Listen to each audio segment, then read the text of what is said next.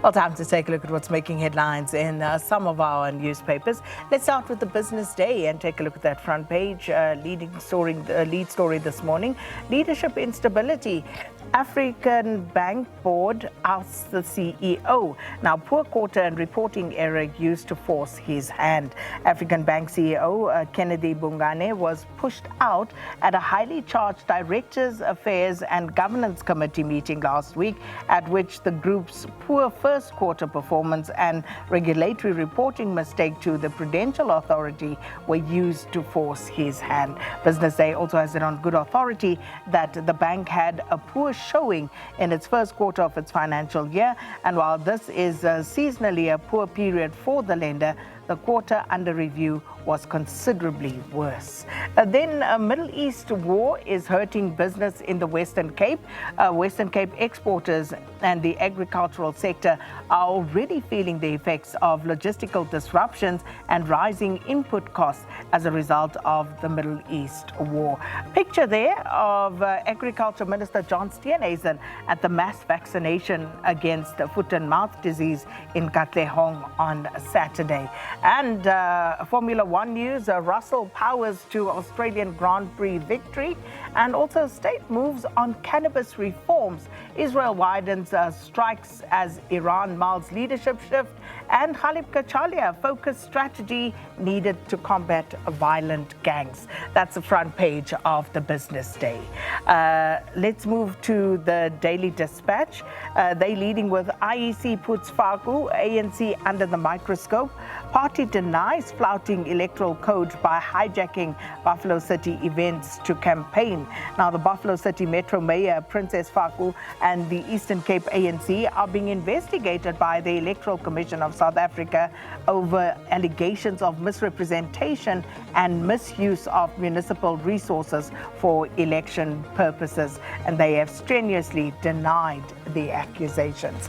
SA luxury knitwear brand Makosa Africa captured international attention at the Paris Fashion Week on March the 7th, where its much anticipated Autumn-Winter 26 collection celebrated African heritage, music and cultural identity on one of the world's most prestigious fashion stages, and a picture of some of the garments there. Also, some of the other stories: young printmaker solo exhibit explores complex themes, and Province Mum on pothole-ridden Macy's Holt Road. Those are some of the stories they delve into. The Witness leading with 8.5 billion rand mining boost for KwaZulu-Natal economy. Now, 8.5 billion rand investment into KwaZulu-Natal's mining sector is back on track after Richards Bay Minerals lifted the suspension on its long-delayed Zulti South project. And investments of this scale are rarely made on a whim. They reflect long-term calculations about the viability of the sector and the operating environment. And enjoy free access to KZN National Botanical Gardens this week. Picture there speaking to that. Airline disruptions hamper evacuation of South Africans caught up in a Middle East conflict, and erratic flights coupled with escalation of fighting in the Middle East have delayed the evacuation of South Africans that are caught up in the war there. And also India crowned T20 World Champions and flogging that taxpayer. More on that on page 4. Moving on to the Argus, the picture there is of thousands of cyclists who took part in the 48th Cape Town Cycle Tour yesterday, riding the iconic 109-kilometer route around the Cape Peninsula. And then the lead story, Singabalapa's eviction fight. Residents open to relocation but demand dignified living conditions.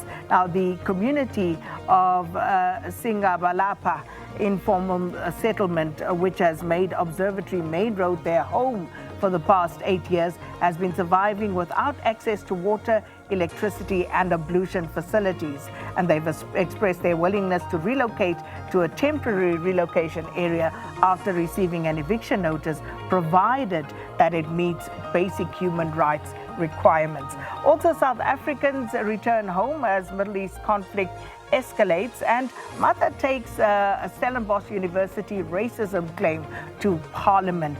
Some of the other stories. Also on page 2, manhunt launched after 4 people killed in Philippi East, and also experts say no clear evidence of harm in sanitary pads. That's the front page of the Cape Argus. Let's take a look at the Sowetan. They lead this morning with SAFA official blasts Mackenzie for FIFA threat after meeting brawl. And the details of that story, of course, on the back page. But they go into quite some details on the 8.7 million rand paid waste trucks not delivered. A forensic audit reveals that Mfuleni municipality did not receive vehicles that it bought despite proof of payment.